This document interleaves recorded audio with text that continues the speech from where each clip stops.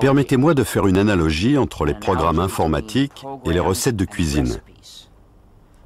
Il existe de nombreux points communs entre un logiciel et une recette, avec une liste d'étapes à suivre, des règles qui déterminent à quel moment vous avez fini ou comment revenir en arrière. À la fin, on obtient un certain résultat. Si vous aimez cuisiner, vous échangez sans doute vos recettes avec vos amis et vous êtes probablement amené à les modifier. Si vous avez modifié votre recette, que le résultat vous plaît et que vos amis s'en régalent, il y a des chances pour que vous leur donniez la nouvelle version de cette recette. Et maintenant, imaginez un monde dans lequel vous ne pourriez pas changer votre recette parce que quelqu'un aurait décrété qu'il est impossible de la modifier. Et imaginez que si vous partagiez quand même la recette avec vos amis, ils vous traiteraient de pirate et feraient tout pour vous envoyer en prison pendant des années.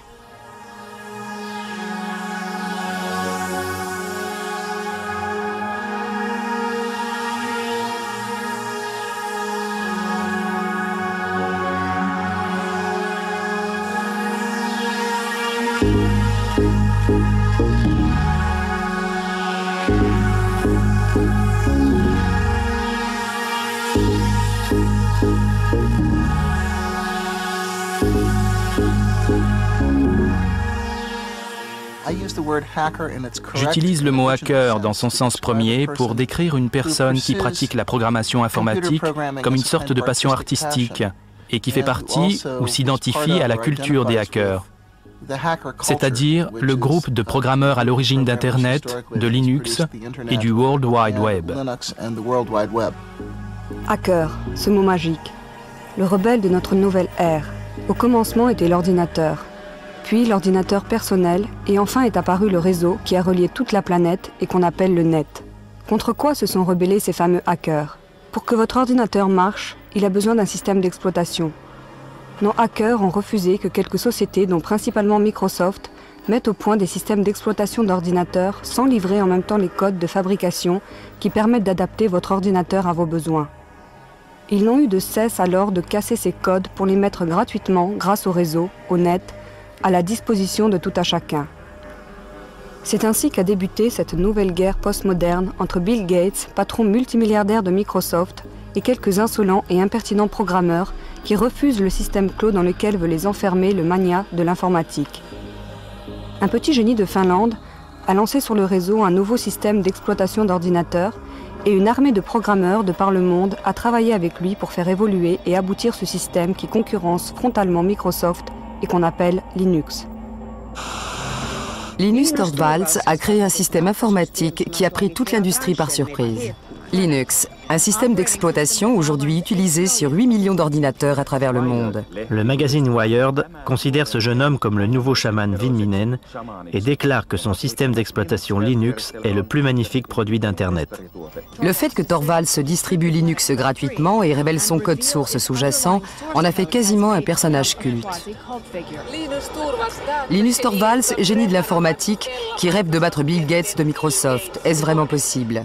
Certains disent que Linus Torvalds a accompli un miracle.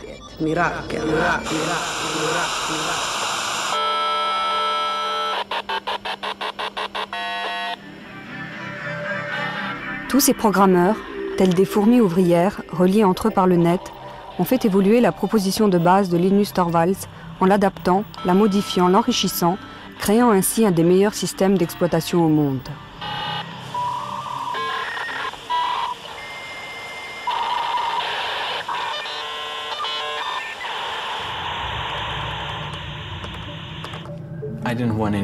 Je ne voulais pas que quelqu'un d'autre fasse la même chose que moi en essayant de trouver quelque chose comme Linux.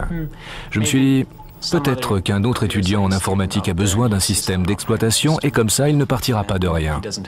Je ne voulais pas me battre contre des moulins à vent.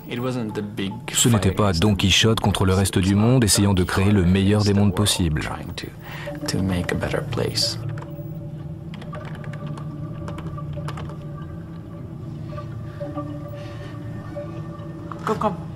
Tu as faim, Randy? Je préfère travailler avec les gens par email plutôt que face à face. En face d'une personne, vous avez tendance à entrer dans toutes ces disputes typiques des réunions et à vous perdre dans des détails qui, somme toute, ne devraient pas avoir vraiment d'importance. Par email, vous prenez généralement le temps de réfléchir avant d'envoyer votre réponse.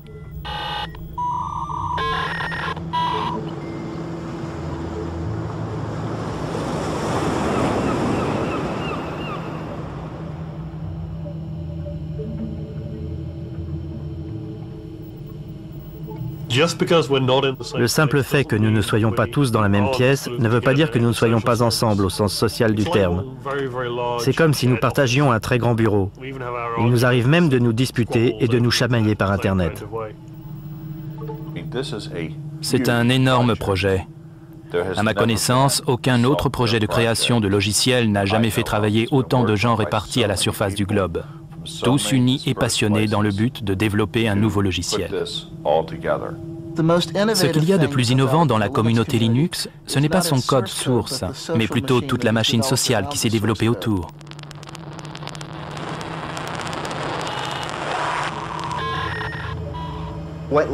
Pour expliquer ce qu'est Linux, je dirais que chaque ordinateur est différent.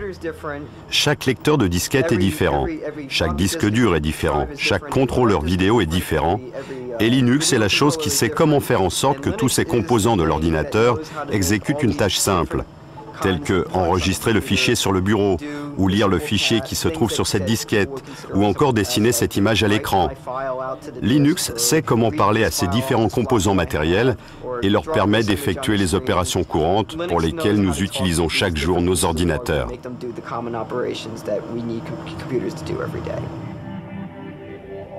À quoi fait-on exactement référence quand nous disons Linux ? Certains font référence au système d'exploitation informatique global sur lequel repose tout ce qui se passe à l'intérieur de votre ordinateur. D'autres utilisent le mot Linux pour désigner la partie la plus importante du programme, le noyau ou le cœur.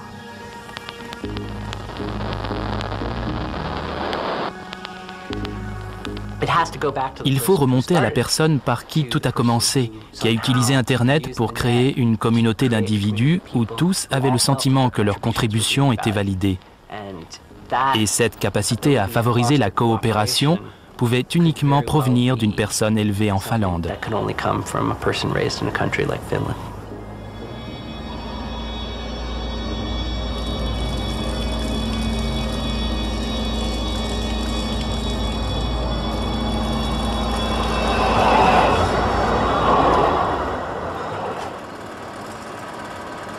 « 1969. Une si belle année. Les premiers pas de l'homme sur la Lune. Le festival de Woodstock. La naissance d'ARPANET, ancêtre d'Internet. Les débuts d'Unix, le système d'exploitation des gros ordinateurs. Et le 28 décembre, la naissance de Linus Torvalds.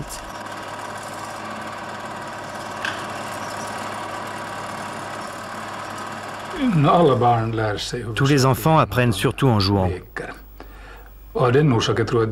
C'est pourquoi il était vraiment très important que Linus entre dans le monde de l'informatique qu'au moment où les ordinateurs étaient encore assez simples. Pour un garçon de 10-12 ans, c'était facile d'appréhender ce qui se trouvait à l'intérieur de l'ordinateur, d'en comprendre l'essence. Pour les garçons et les filles d'aujourd'hui, il est bien plus difficile de comprendre le même genre de choses, parce qu'il y a bien trop de niveaux et de couches d'éléments compliqués dans les ordinateurs actuels pour développer le type d'instinct et de compréhension que Linus a acquis par le jeu.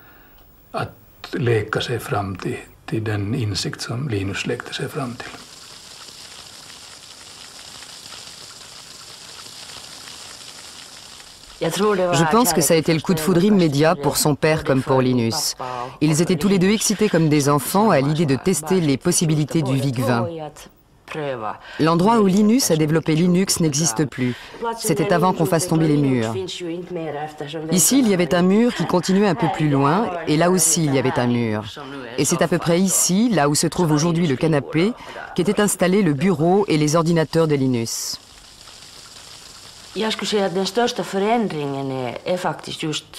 Je dirais que ce qui a le plus changé en lui est qu'il est devenu une sorte de gourou résistant. Il sait vraiment comment captiver son auditoire. C'est un changement radical par rapport à ce qu'il était avant, c'est-à-dire plutôt timide et introverti, ne prenant généralement aucune initiative de lui-même, mais comptant plutôt sur ses amis. Relativt blyg och tillbakadragen och inte den som själv tog kontakt utan hans vänner var de som höll kontakt med honom. Bonjour à tous ceux qui utilisent Minix. Je mets au point un système d'exploitation gratuit. C'est juste un hobby, rien d'énorme ni de professionnel comme GNU pour les clones 386, 486 AT. C'est en route depuis le mois d'avril et ça devrait bientôt être prêt. J'aimerais avoir toutes sortes de commentaires sur ce que les gens ont aimé, détesté dans Minix, car mon système d'exploitation lui ressemble un peu. Toutes les suggestions sont les bienvenues, mais je ne promets pas de toutes les mettre en œuvre. Signé linus.torvalds@kruna.helsinki.fi. 1991. L'Union soviétique s'effondre. La guerre embrase le Golfe. Le physicien britannique Tim Berners-Lee met au point un système hypertexte qu'il appelle le World Wide Web. Microsoft est bien parti pour dominer le monde. Et le 17 septembre, Linus Torvalds envoie la première version de Linux, 0.01, au monde entier via Internet. Les premières réactions arrivent en moins de quelques heures.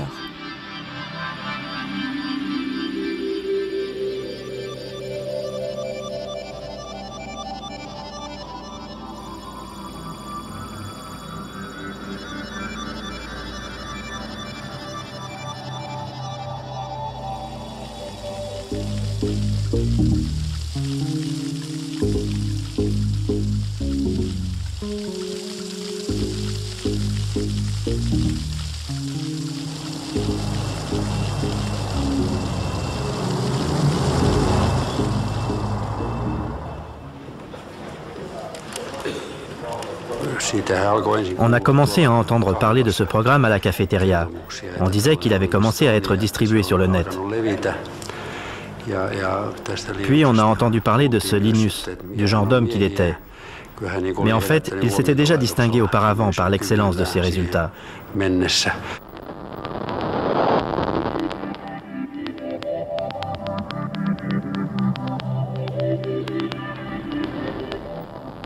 Linus Torvalds a créé Linux à partir du système d'exploitation Unix. Ken Thompson et Dennis Ritchie du laboratoire AT&T Bell avaient réalisé la première version du logiciel d'exploitation Unix en 1969. Libre d'accès, Unix était très populaire dans les milieux universitaires. Sa philosophie était fondée sur deux notions. D'abord, tout est fichier. Deuxièmement, quand vous concevez un programme, vous écrivez un programme qui a une seule tâche, mais qui remplit cette tâche au mieux.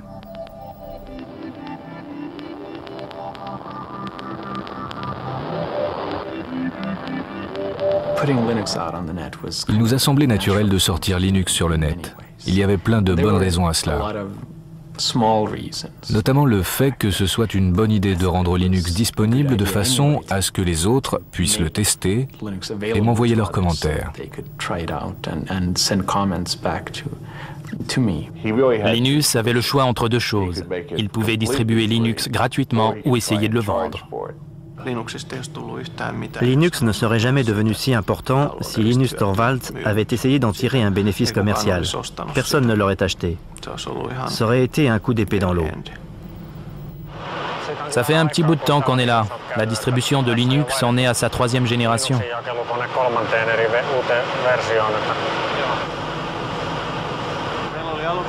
Nous avons eu du mal à trouver assez de place pour caser Linux. Au départ, Linus ne voulait pas distribuer Linux gratuitement. Il a réfléchi très longtemps pour savoir sous quel copyright le sortir. Puis progressivement, j'ai réussi à le persuader de sortir Linux sous le copyright GNU.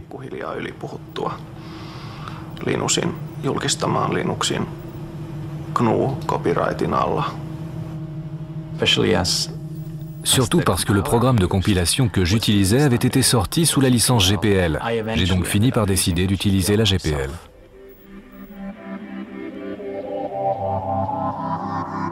La GPL a été fondée par la Free Software Foundation au milieu des années 80. Cette fondation spécifie que si vous changez ou modifiez le code, vous devez mettre vos changements et améliorations à la disposition de tous gratuitement. La licence GPL avait pour but d'empêcher tout individu de s'approprier le monopole d'une nouvelle technologie importante.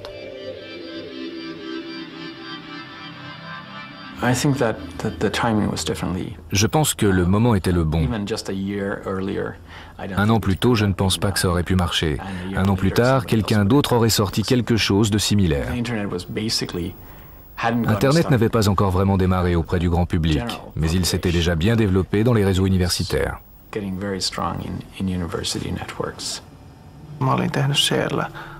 J'avais écrit un programme de liste de diffusion à l'aide du langage de programmation C.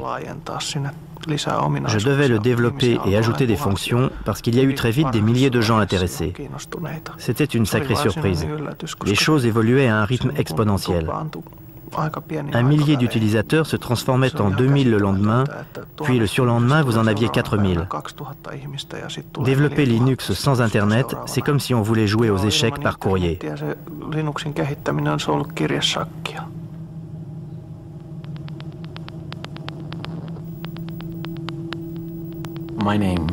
Mon premier choix de nom était Freaks, F-R-E-A-X, pour exprimer à la fois l'idée de free, libre et gratuit, et de freak, bizarre, sans oublier le X pour Unix.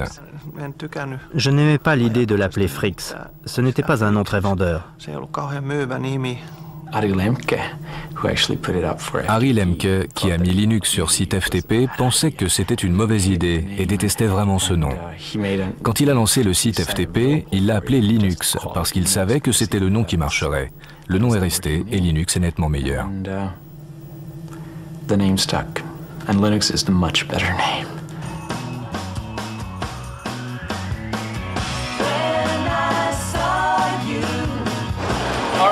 D'accord, il y a un bon paquet de geeks et de nerds ici. La première question de la catégorie Easy, facile, comment prononcer Linux? Eh bien, je prononce Linux comme Linux. Cependant, si vous êtes Linus Torvalds, vous le prononcerez sans doute Linux. D'un autre côté, si vous venez de la côte ouest des États-Unis, vous pouvez le prononcer Linux. Mais Linus Torvalds se fout pas mal de la façon dont vous prononcez Linux du moment que vous l'utilisez. J'ai commencé à jouer avec Linux en juillet 1991, peu de temps après que Linus ait sorti la version 0.09 du noyau. Je l'ai téléchargé depuis la Finlande. J'ai joué avec, je trouvais que c'était très clair. À ce stade, la largeur de la bande Internet sur la liaison transatlantique était très limitée. Il était donc très pénible de télécharger tous ces modules depuis la Finlande. Je me suis alors dit qu'il fallait faire quelque chose pour remédier à cela. J'ai utilisé ma station de travail personnelle, celle qui était sur mon bureau, tsx-11.mit.edu, et j'ai établi une archive miroir de toutes les sources du noyau sur ma station de travail privée. C'était le premier site FTP Linux à voir le jour aux États-Unis.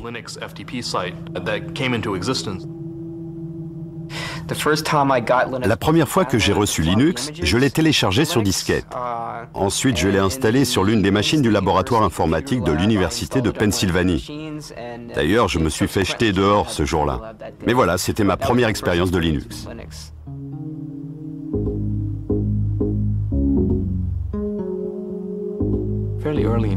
Assez tôt, en 1992, je me suis rendu compte que je ne connaissais plus personne. Il ne s'agissait plus seulement de moi et de quelques amis. Il y avait moi et environ 200 personnes dont je n'avais pas la moindre idée de qui elles étaient, de l'endroit où elles se trouvaient, ni de ce qu'elles faisaient avec le système. Et c'était déjà un grand pas.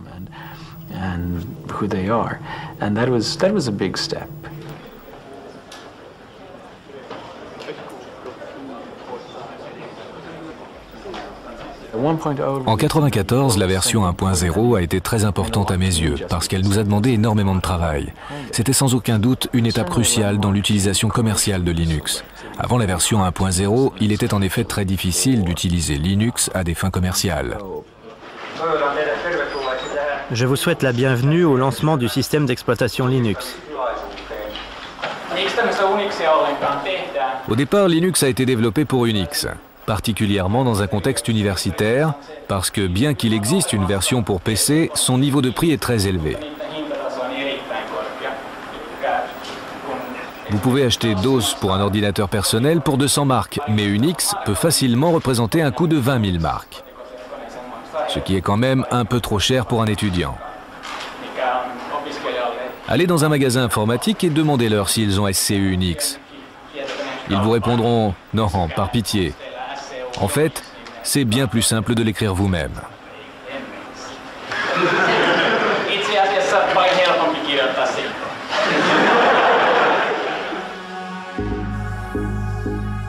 Le processus de développement de Linux est étrange. Il ne repose sur aucune hiérarchie apparente. Tout le monde peut soumettre ses suggestions de changement du code, mais il y a une personne qui dirige, qui prend les grandes décisions et qui sélectionne les meilleures idées. Linus, le dictateur bienfaisant.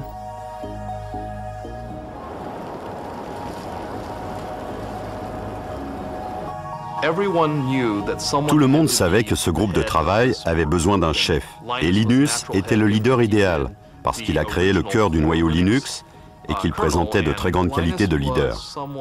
Pourtant, c'est quelqu'un d'assez humble dans la réalité. Il ne s'attribue jamais le mérite de ce qui ne lui revient pas.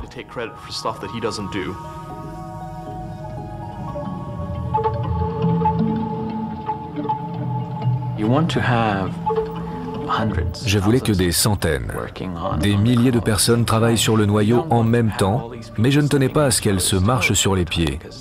Autrement, vous passez votre temps à résoudre des conflits. Vous vous retrouvez constamment pris dans des débats passionnés. Au départ, je pensais utile de présider cette hiérarchie, que les autres étaient comme mes lieutenants. Mais les choses ont changé. Il s'agit davantage d'un web of trust, un réseau de confiance dans lequel je fais confiance aux gens, qui eux-mêmes font confiance à d'autres personnes.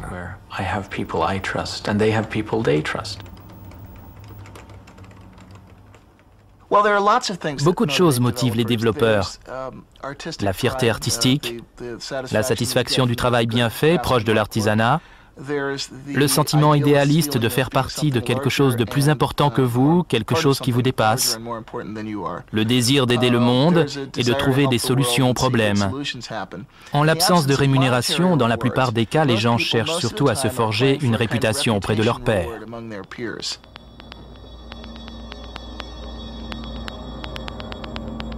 L'un des points forts du développement de Linux, c'est que quasiment chaque auteur de logiciel peut être directement contacté par email. Ted Tso a joué un rôle crucial dans la diffusion de Linux aux États-Unis.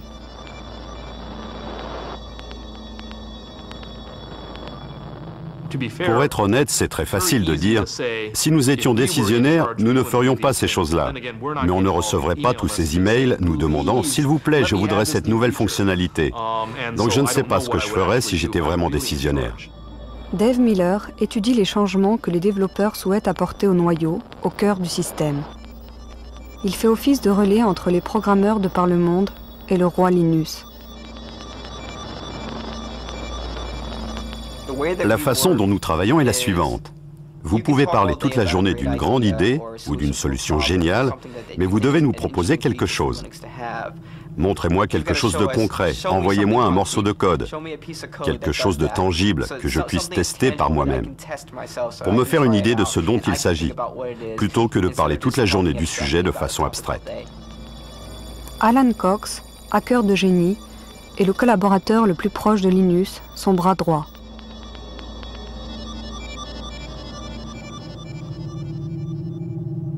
Pour moi, le code présente beaucoup de similitudes avec par exemple la poésie ou certains genres d'écriture. Sa beauté réside dans sa structure et dans le fait de classer les idées une par une de façon claire.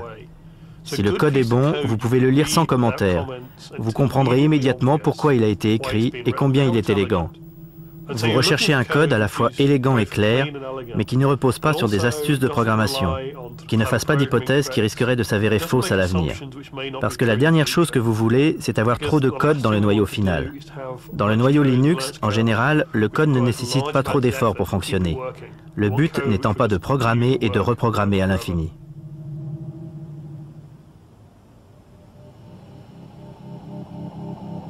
Après avoir dirigé le projet Linux pendant 5 ans à Helsinki en Finlande, Linus est embauché dans la Silicon Valley en Californie.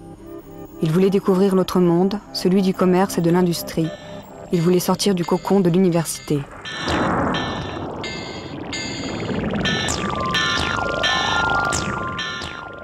Vous êtes une figure peu orthodoxe dans l'univers de la Silicon Valley. Que vont-ils faire de vous? Ne risquez-vous pas d'être emporté par l'aspect commercial et complètement fou de la vallée?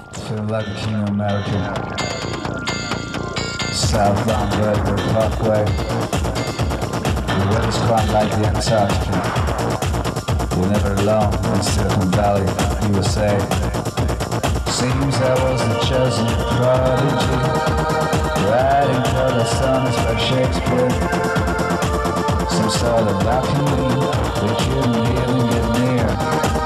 The mage Disney, Harry the Earth. The geeks, we found the wealth.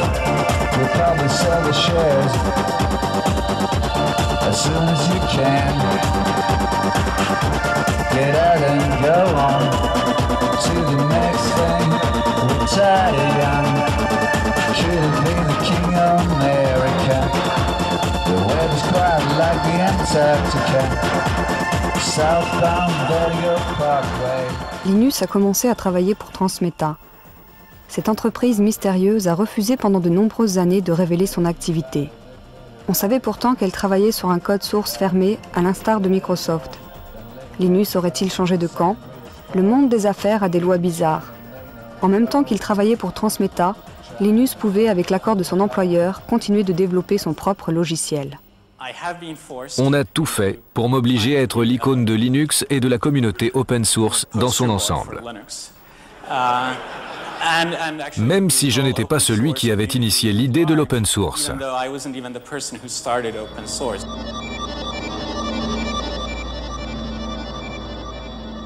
Personne ne représente toute l'histoire à lui seul. Et il n'y a pas qu'un seul point de départ. C'est comme le bambou. Vous ne savez pas où il commence ni où il finit.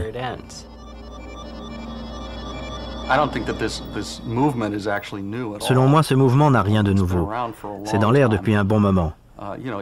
Souvenez-vous, dans les années 70, l'attitude générale que nous avions autour d'Unix, même si techniquement il ne s'agissait pas d'un code source ouvert et qu'il n'était pas gratuit. On devait absolument obtenir cette licence d'AT&T. Mais à l'époque, ce n'était pas un problème. Généralement, vous pouviez partager les choses gratuitement et librement. Quand vous utilisez un programme, généralement, vous utilisez sa forme exécutable, c'est-à-dire une série de 0 et de 1. Personne ne peut donner un sens à ces chiffres. Seul l'ordinateur les comprend. C'est d'ailleurs à cela qu'ils servent. Ces chiffres sont la forme du programme que l'ordinateur peut comprendre, mais pour les êtres humains, il est très difficile de savoir ce qu'ils signifient. Quand nous développons des logiciels, nous les écrivons sous forme de code source. Le code source est une sorte d'algèbre, c'est la forme compréhensible, à condition d'être programmeur. Pour vous aider, il y a généralement énormément de commentaires, des explications incluses dans le code source pour aider les gens à comprendre pourquoi le programme a été écrit ainsi. Si vous n'avez que les exécutables, c'est-à-dire ce que Microsoft vous donne, et même si vous aviez la possibilité d'y apporter des changements, vous ne sauriez jamais quelles modifications opérer. C'est bien trop difficile. Pour pouvoir modifier le logiciel et le rendre plus pratique et plus facile à utiliser, vous devez disposer du code source.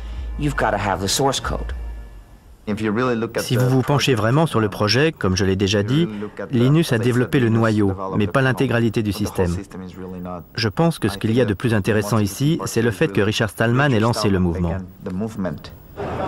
Avez-vous entendu parler de Richard Stallman?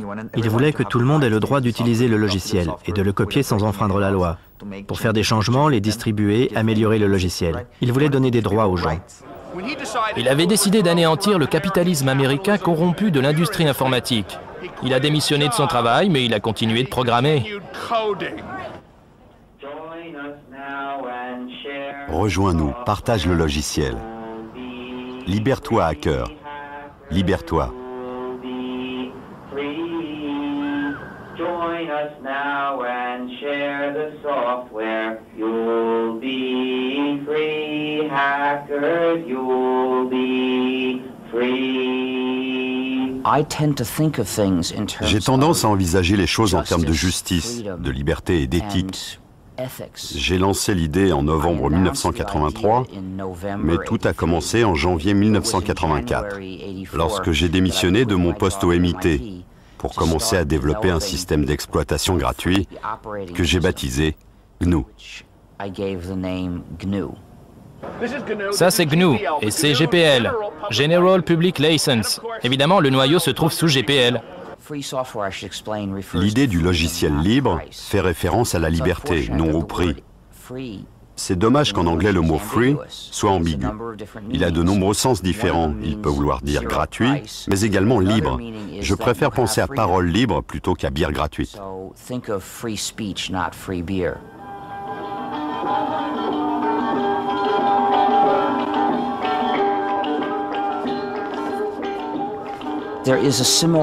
Il existe une similitude entre le folklore, quand un poème ou une chanson s'affine ou change de forme d'un narrateur et d'un chanteur à l'autre, et la façon dont le logiciel libre s'améliore.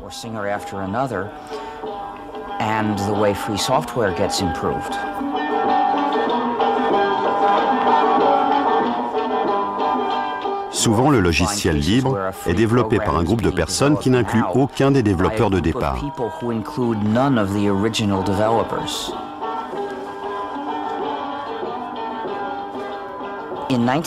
En 1991, nous avions presque terminé le système GNU. Notre objectif consistait à créer un système d'exploitation comme Unix, mais entièrement gratuit. Ce système d'exploitation complet nécessitait de nombreux composants différents. En 1991, on avait presque tous ces composants. Nous avions écrit la plupart d'entre eux et nous en avions trouvé d'autres, écrits par d'autres développeurs à leur fin personnelle. Mais ça faisait l'affaire. On les a donc mis en service dans le cadre de GNU. Un composant majeur manquait encore, le composant qu'on appelle le noyau. C'était donc très utile pour nous quand Linus Torvalds a écrit son noyau. À ce stade, la combinaison du noyau Linux avec le système GNU a permis d'obtenir un système parfaitement exécutable que vous pouviez installer sur votre PC et utiliser.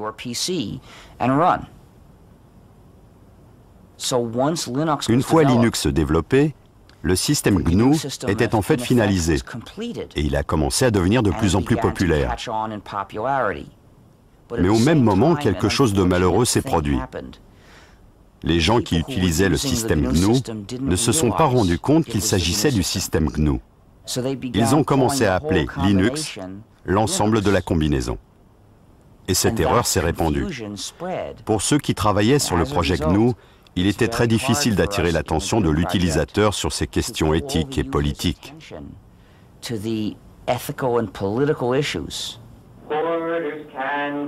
Les avares amassent beaucoup d'argent. C'est exact, hacker. C'est exact.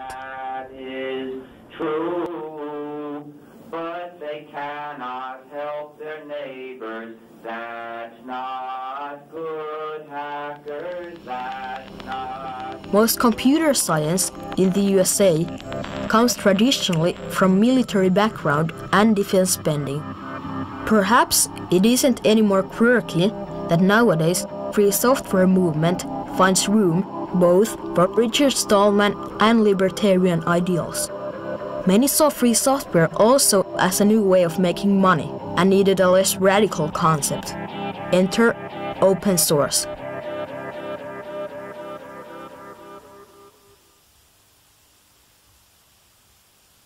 We looked at the history of advocacy in what at the time was still mostly called the free software movement, and we concluded that it hadn't worked. That in fact the rhetoric and the tactics used by Richard Stallman and the Free Software Foundation had probably left us worse off than we were when we started. The term open source doesn't really imply a lot of political issues like it used to. The free software term still does. There is now a second movement, the open source movement, where they consider only the practical benefits, and they refuse, and I mean that literally, they carefully avoid the issues of principle, freedom, ethics, and making a good society for people to live in. That kind of language is implicitly threatening to people whose day-to-day concerns are, how do I increase my shareholder value? You know, how do I keep control of my business? How do I address my actual down-to-earth problems? People like that, you know, when you walk into their offices and say, you should use all open source for your business because sharing is good and hoarding is evil, it doesn't work. It just does, as communication, it fails. I am not against business. I don't believe in abolishing business. I do business myself. But I believe business should not dominate all of life. The rules of society should not be chosen primarily to please business. In early 1998, majority usage in the community went from free software to open source in 6 weeks flat in the late spring, early summer of 1998. And that told me that there had been huge pent-up demand in the community for a way of explaining what we were doing that was more effective. The whole attitude in the trade press and in the investor community completely turned around, 180 degrees.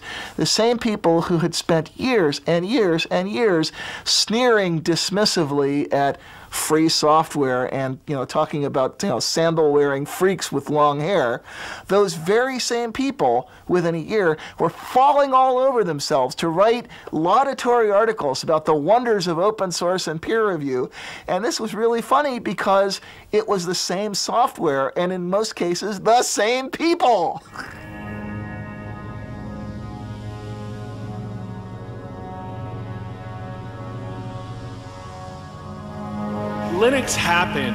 Linux a vu le jour sans l'aide de riches investisseurs, voire en dépit de cette aide.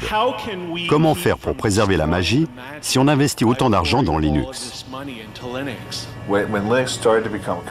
Lorsque Linux a commencé à être commercialisé, les gens se sont dit « Oh non, on veut garder notre petit projet pour nous tout seuls et personne ne doit faire d'argent avec ». D'accord, mais dans le monde réel, les gens utilisent les choses pour faire de l'argent. Les États-Unis sont une société capitaliste. L'Europe est une société capitaliste. Pour que les entreprises puissent commencer à utiliser Linux, elles ont besoin d'avoir affaire à quelqu'un qui soit capable de leur apporter le support qu'elles attendent, de leur vendre le matériel, ce genre de choses.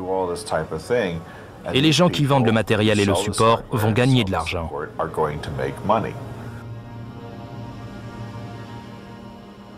Peu d'entre nous sommes des hackers. En fait, rares sont ceux qui feront l'effort de télécharger leur propre version de Linux sur Internet. Encore plus rares sont ceux qui vont s'attaquer au code lui-même pour l'améliorer.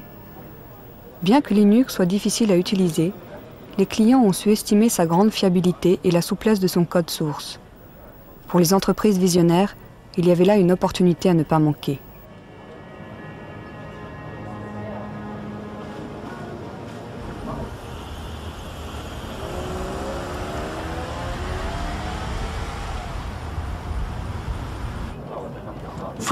Red Hat ne cherchait pas vraiment à avoir un meilleur système d'exploitation que Microsoft ou Sun Microsystems.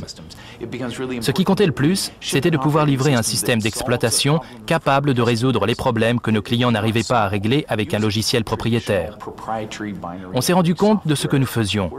On développait un programme, puis on publiait les codes. Alors, comment faire de l'argent de cette façon ? Évidemment, quand nous sommes allés en Californie, dans la Silicon Valley, tout le monde nous a dit « Vous ne réussirez jamais dans le logiciel si vous révélez les codes ». Nous sommes revenus et avons discuté avec nos clients. La seule chose qui les fidélisait, c'était justement que nous révélions les codes. Pour la toute première fois, ils pouvaient contrôler la technologie qu'ils utilisaient. La vraie valeur de la plupart des produits logiciels réside dans la hotline, c'est-à-dire la relation de support permanent qui existe entre le fournisseur et vous. Et c'est d'ailleurs ce qui donne aux logiciels les caractéristiques de l'industrie de service et non pas celles de l'industrie de production. Linux prospère dans le domaine des serveurs d'applications Internet, mais parce qu'il n'est pas facile à utiliser par les particuliers, il ne possède qu'une petite part du marché bureautique grand public. Le projet GNOME, avec son interface graphique, essaie de combler cet écart. Mais que voulez-vous? Les hackers sont élitistes et restent encore fidèles à Linux.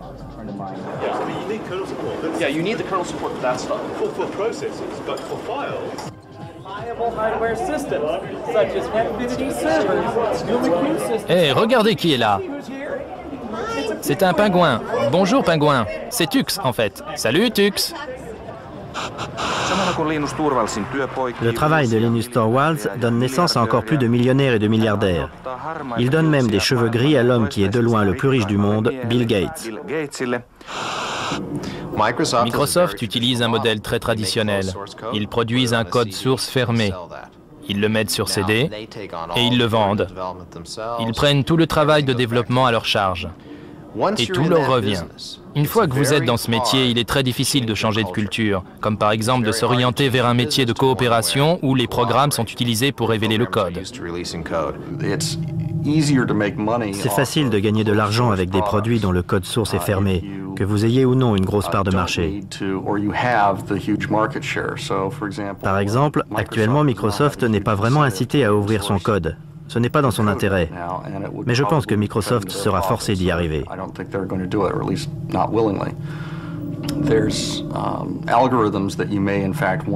Vous avez intérêt à rester propriétaire de certains algorithmes. Par exemple, certaines entreprises ont énormément travaillé sur des algorithmes de compression, notamment pour le streaming multimédia. Elles ne tiennent pas à ce que les gens sachent comment elles ont fait, parce que c'est justement là que réside la valeur de leurs produits.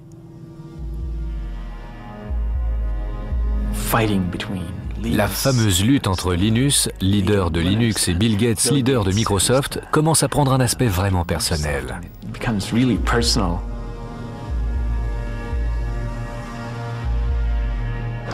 Une question de la catégorie bizarre. À qui appartiennent ces lèvres? Je vais vous le dire, ce sont les lèvres de Bill Gates en train de raconter un mensonge de plus.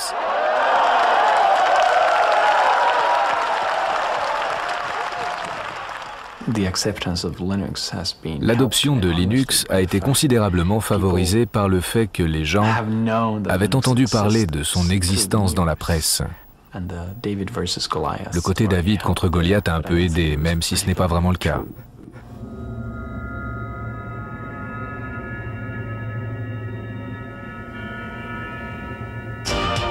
You're a socialist. That's one of the labels people put on. Is that true?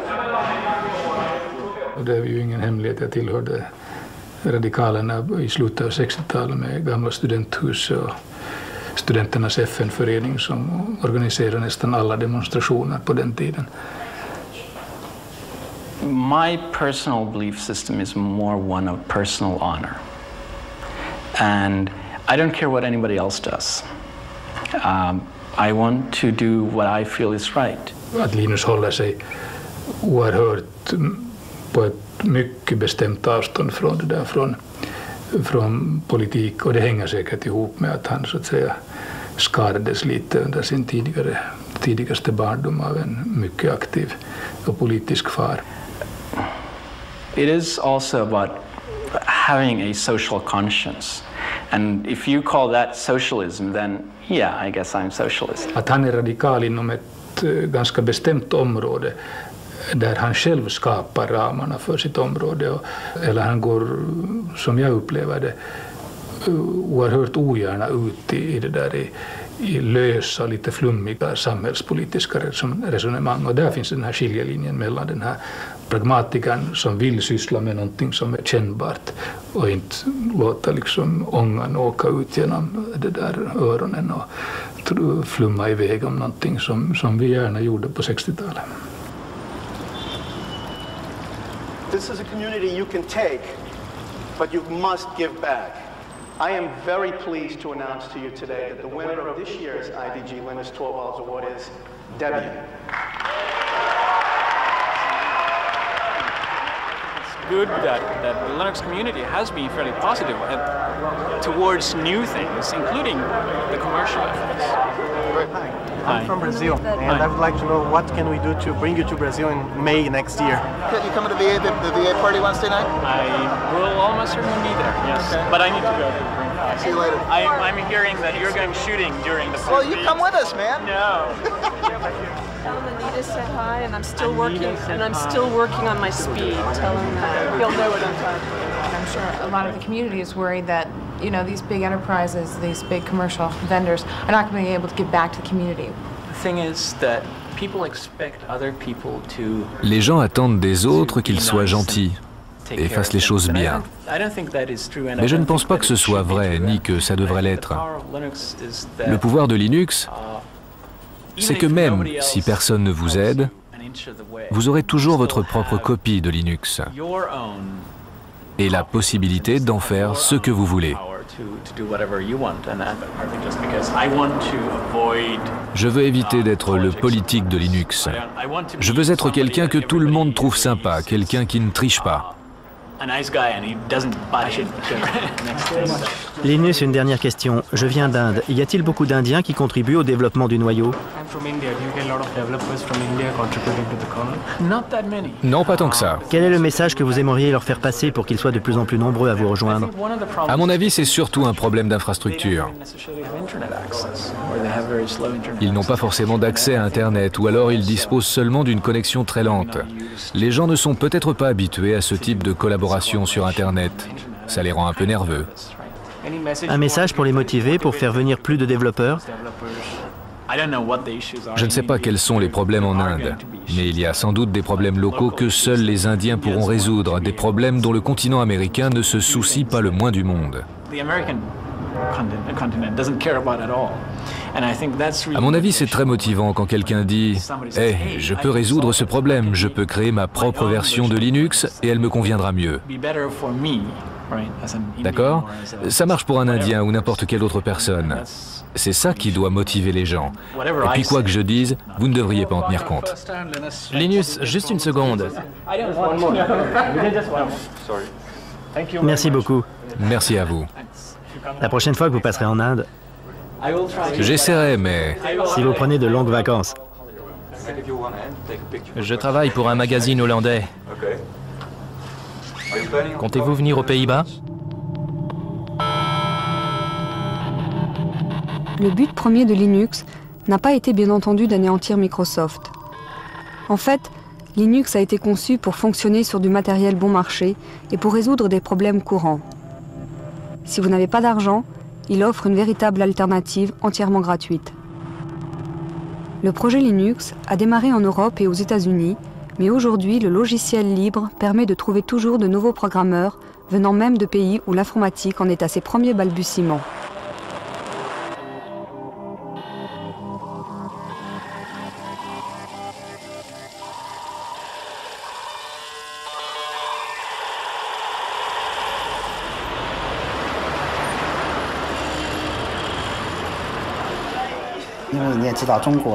La société Red Flag est spécialisée dans la recherche, le développement et la commercialisation de systèmes d'exploitation basés sur Linux. Comme vous le savez, la Chine est en retard sur les pays développés en matière d'informatique. L'écart est grand. Nous essayons de le combler le plus vite possible. Pendant ce temps, nous devons faire appel à l'expérience de nombreux autres pays. Nous attachons une grande importance au système d'exploitation. Nous avions commencé à développer sur Unix, mais à cause de la réglementation sévère du marché, nous avons échoué. Linux représente pour nous une grande opportunité, ainsi qu'une bonne base pour nous former aux nouvelles technologies du monde entier.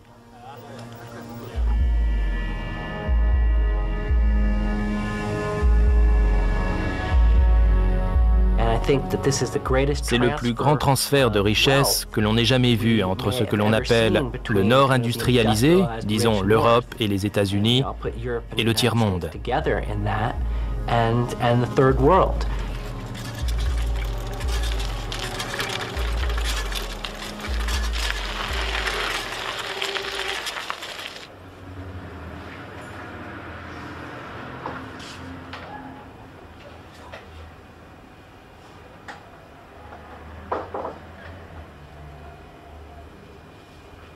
C'est le code source ouvert. Je pense que c'est très important pour beaucoup de gens. J'aime la philosophie et j'aime analyser les choses sous l'angle de la philosophie. Je pense que l'ouverture du code source est en accord avec l'esprit de la science, c'est-à-dire l'accès libre et sans aucune restriction à l'information. Rien ne devrait être caché. C'est ma première impression de Linux.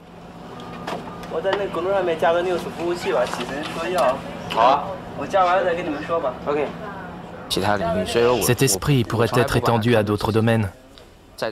Je n'ai jamais cru que cela devrait uniquement s'appliquer au domaine de l'informatique. Pour résumer, vous avez d'un côté l'une des classes les plus privilégiées des sociétés capitalistes, les programmeurs. Ils peuvent gagner tellement d'argent avec la programmation qu'ils ont le temps de se consacrer à leur hobby. Les programmeurs tels qu'Alan Cox peuvent imposer leur prix.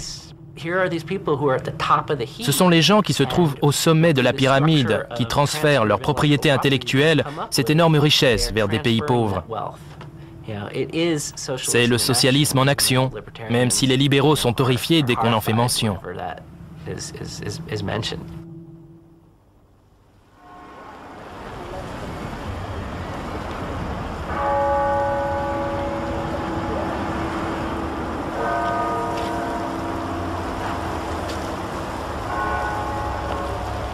Les projets open source ont été comparés au développement de la science.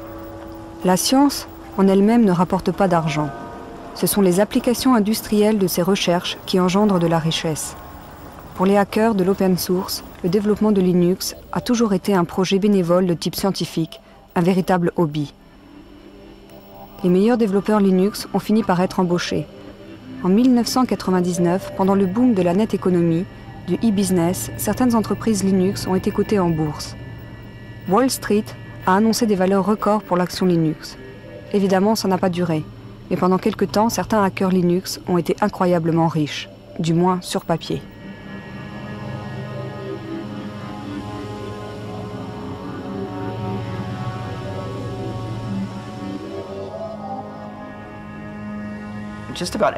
Avant cette folie boursière, tous ceux qui participaient au développement du noyau et qui gagnaient de l'argent avec Linux sont restés assez fidèles à ces valeurs, en acceptant des postes dans de nouvelles entreprises. La plupart d'entre eux font à peu de choses près la même chose que ce qu'ils faisaient avant de décrocher ces emplois. Honnêtement, à ma connaissance, aucun développeur n'a perdu sa liberté.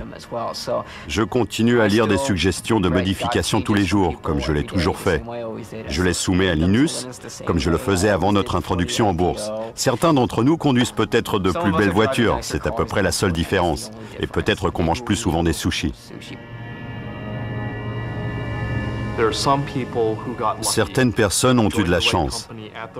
Elles ont rejoint la bonne entreprise au bon moment et se sont débrouillées pour profiter de l'introduction en bourse. Certains se sont fait des millions de dollars, d'autres des milliards de dollars. La contribution de ces personnes était-elle plus importante que celle des autres? Dans certains cas, elles ont investi les sommes qu'il fallait au bon moment. Mais je pense que c'est un problème plus général. Ça ne concerne pas que la communauté open source. En fait, je ne crois pas qu'on ait une réponse satisfaisante à cette question. L'une des choses que j'aime dans Silicon Valley, c'est son grand dynamisme. Ici, tout est possible.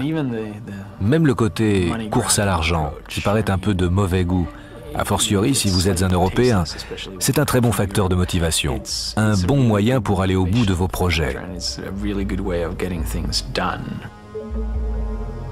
Est-ce que le fait de vivre ici m'a changé? J'imagine que oui.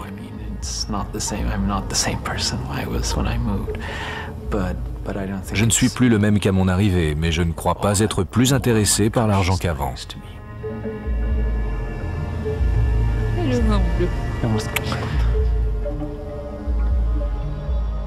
Le 11 septembre 2001 bouleverse notre monde. Les attentats suicides à New York frappent toute l'économie de plein fouet. L'informatique également est groggy.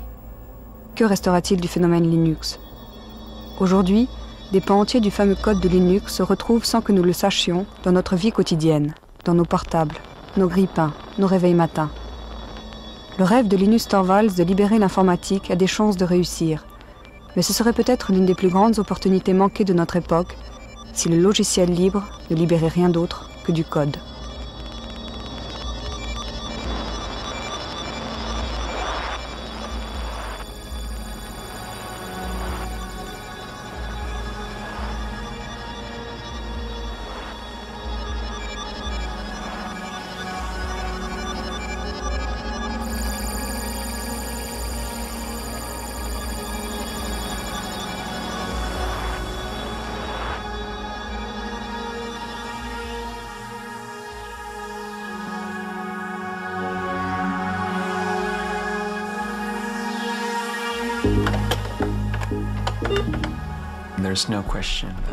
La question n'est pas de savoir si les progrès technologiques vont rendre Linux obsolète à un certain stade.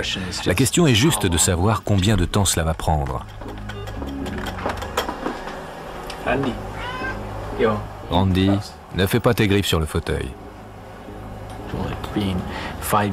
Dans 5 ans, 15 ans ou 50 ans, je pense que l'un des pouvoirs de l'open source, c'est que dans 50 ans, le meilleur système d'exploitation du moment pourra toujours tirer parti du code source de Linux.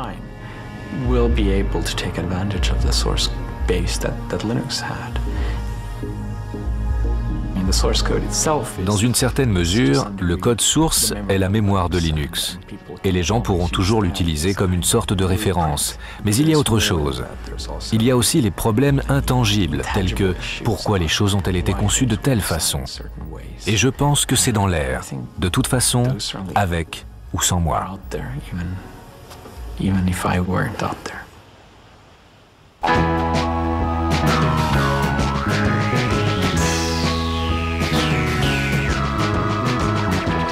Get a burger, start thinking, the type used for printing, and the book that he prints will get people thinking.